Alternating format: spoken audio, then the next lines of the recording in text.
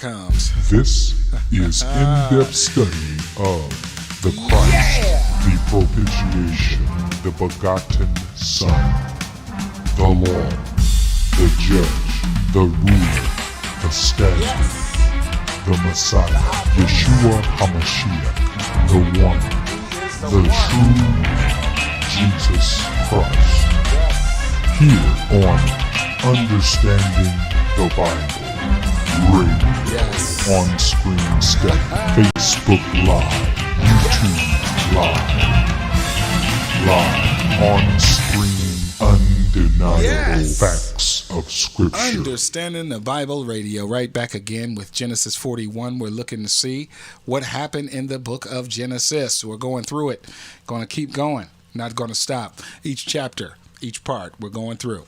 All right, Rissa, stop by. How you doing, Rissa? Do me a favor, hit that like button for me. Just hit that like button till you can't hit it anymore. Just hit it and hit it and hit it and hit it. Thank you. That's all I need. No ads on the studies. No ads are there. There's none. This is uninterrupted study right there. Live on screen as I've gone through the years and studied. Some things I've seen, some things I have not seen so clearly. But then I've corrected myself. Thank goodness. That's what you do when you study.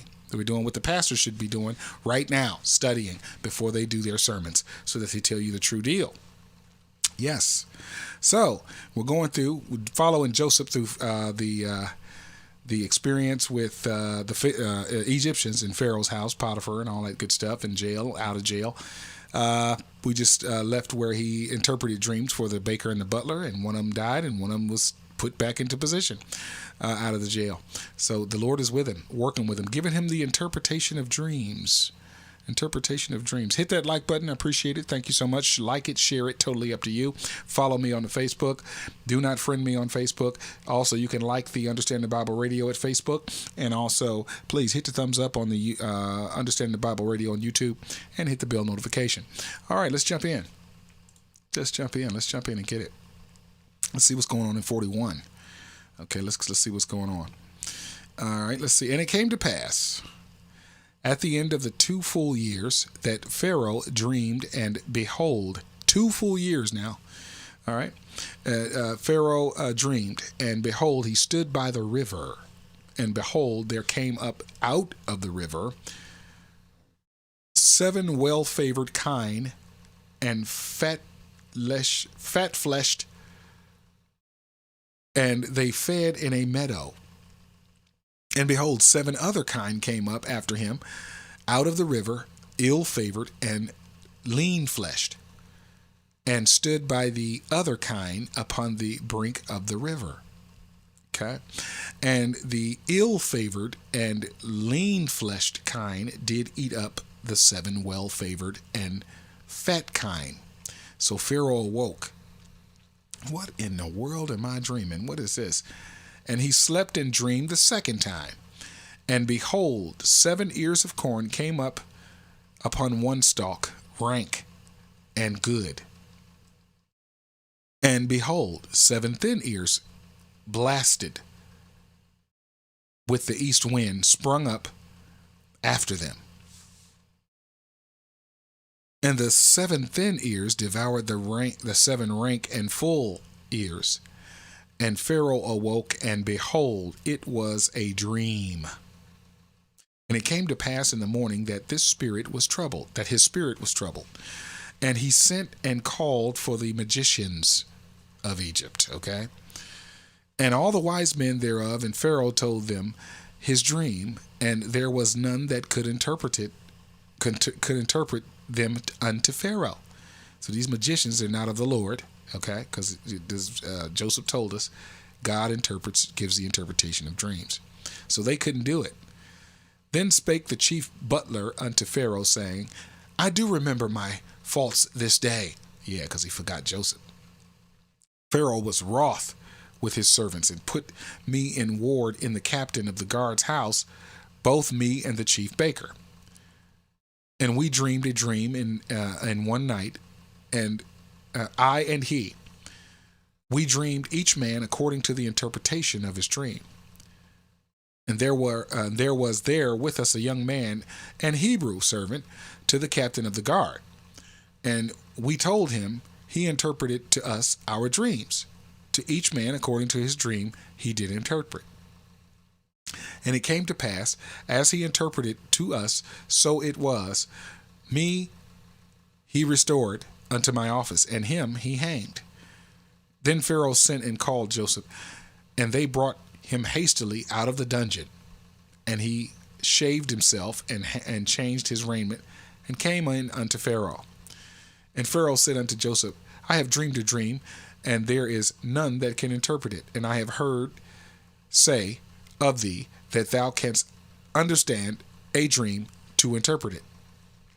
And Joseph answered Pharaoh, saying, It is not me, it is not in me.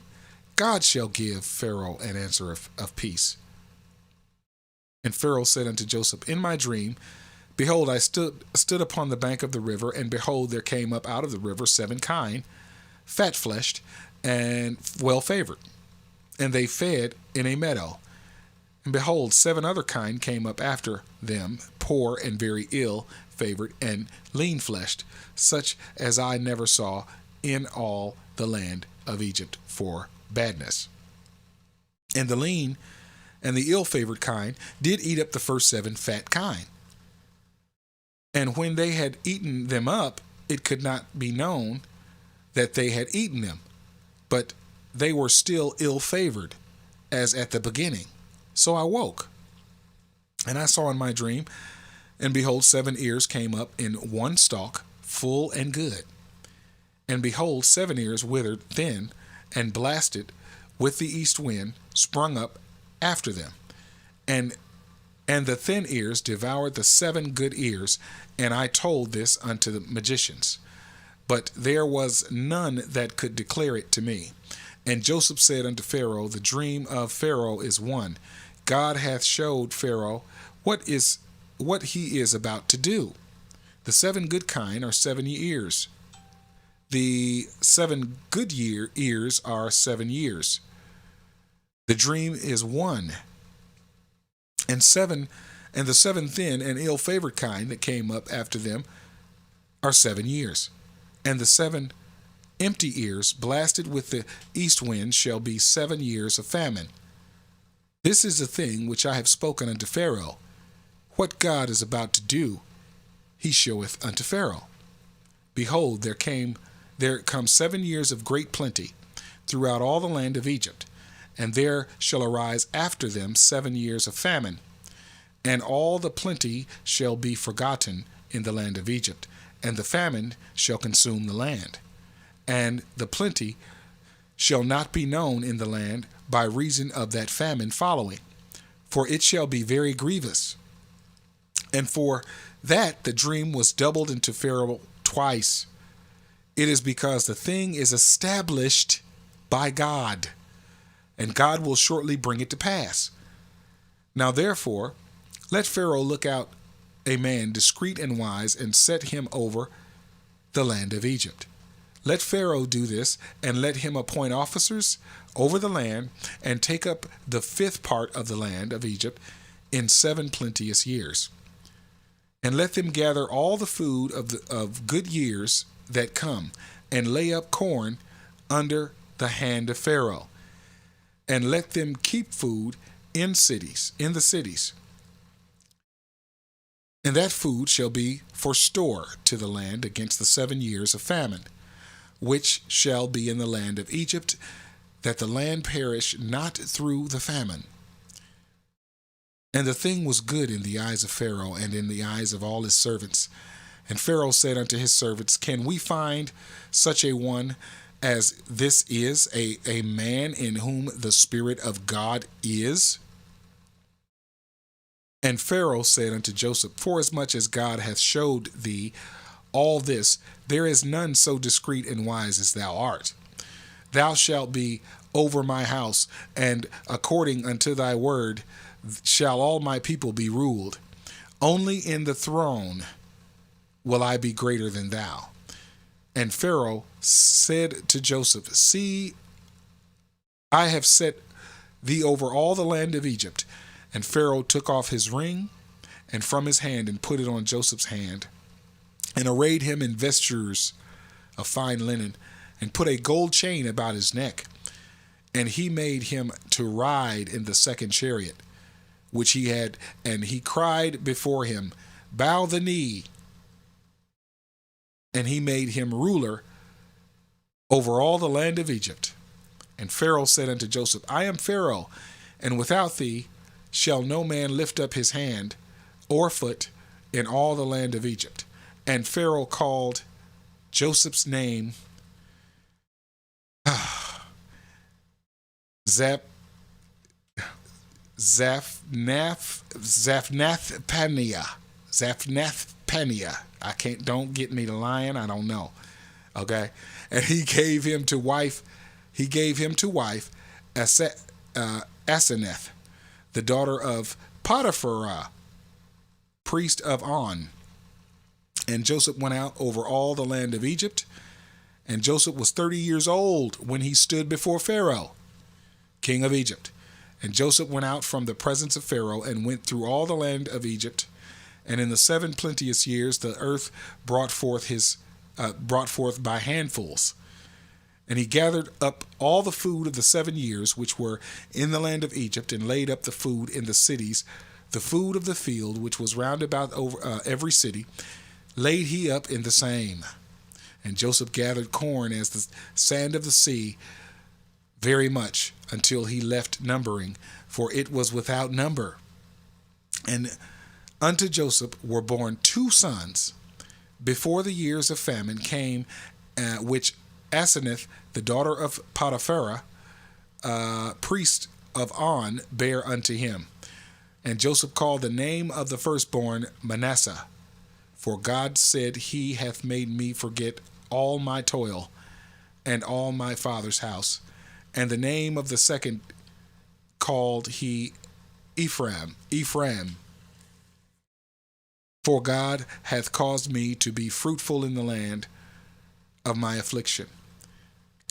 And the 7 years of plenteous that was in the land of Egypt were ended, and the 7 years of death began to come, according to Joseph had said, and the dearth was in all lands, but all the land of Egypt there was bread. And when all the land of Egypt was famished, the people cried unto Pharaoh for bread. And Pharaoh said unto all Egyptians, Go unto Joseph, what he saith to you, do. And the famine was all over the face of the earth. And Joseph opened up all the storehouses and sold unto the Egyptians. And the famine waxed sore in the land of Egypt. And all countries came unto Egypt to Joseph for to buy corn. But because that the famine was so sore in all lands, so it spread all over, he said God was going to do that. And God did do it. He did do it. So now we're seeing detail about how God is using Joseph to get this done. He's actually starting to fulfill his dreams he had. The dreams he had with his brothers. Okay. So he's starting to fulfill it here. And we see all the things that he's gone through. We see the years go by. He's now 30 years old. Okay. And so we're seeing this thing happen here. And he's still giving God glory. He's saying it's not me, it's God doing it. You know, God's doing this. God does this. And so there you go. What do you got? Any questions, comments? Please post it up. Post it up. So he deciphers the dream as God allows him to do. And that's very important to understand. God allows this. Okay. And you'll see in the next one, we'll see what happens there. But his dream is starting to come to fruition. And that dream about the brothers, bowing down to him and the father, also in his second dream, and Jacob bowing down. So this is starting to set up. You know, there's always something set up first before it's always a resolution. There's always a problem first before there is a resolution. There's always an issue. So, and in this issue, this dream is going to be fulfilled. You know, this dream that he's having, these dreams that he had when he was with his family. This is the deal that's setting it up for that. So, good deal. I hope to see you on the next one. I'm coming back, in a couple minutes with Genesis 42, so we can look in and see what goes on there, see what happens. But that's where he is right now. So he's also, you get to see how he is favored, and then someone wants him to do something that he does not want to do against God. That's the key. Didn't want to do it against God, and he is then demoted, I should say, down to the prisons, thrown in prison. But the prison, or the warden of that prison, you could say, appoints him over the prisoners. You know, that guy. So he's a chief prisoner, and he begins to work out of it a little bit by that butler. That butler forgot him though, until God gave Pharaoh the dream, and the butler remembers. Who can decipher it? Because the Pharaoh was wroth with his magicians that couldn't understand what the dream was about. It was all part of the Lord God's plan, and that's the way the Lord works with his people. He does work with them. And you are going to go through some stuff that's not too pleasant, I'm sure. As we can see, it's not always wonderful and great. And he works some things out when you're lined up with his purpose. That's the period. That's the thing. You've got Abraham, who believed God, whatever he said, and the Lord then extends his covenant to him.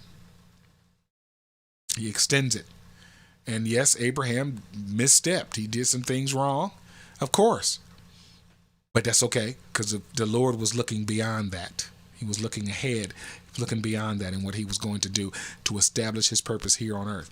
And really, just quickly as it's put, the Father's purpose is that he live in us. He lives in us. What does it say in the Lord's Prayer? Thy will be done on earth as it is in heaven. Thy will be done in earth, not on earth. In earth as it is in heaven. And what he's talking about is in heaven, as Jesus says about the mansions in heaven. The mansions mean that's where he dwells in many beings there in heaven. And he also wants to do the same thing here in you and I. What do you have to lose? Crave that. Crave that he be in you. That's all you have to do. Crave his spirit. It's that simple. It's that simple. Crave it. Long for him. Need him. Without fail. I'm not letting go, Lord, until you give me your spirit. I'm not going to stop. Crave that spirit, because that's what he wants to do. All right? So I'm going to be back in a matter of minutes with the next chapter. Please allow us to extend our deepest thanks, our humblest appreciation, our greatest gratitude for your fellowship here with us, sharing the letter of the gospel, the ancient definitions of Scripture. This is Understanding the Bible.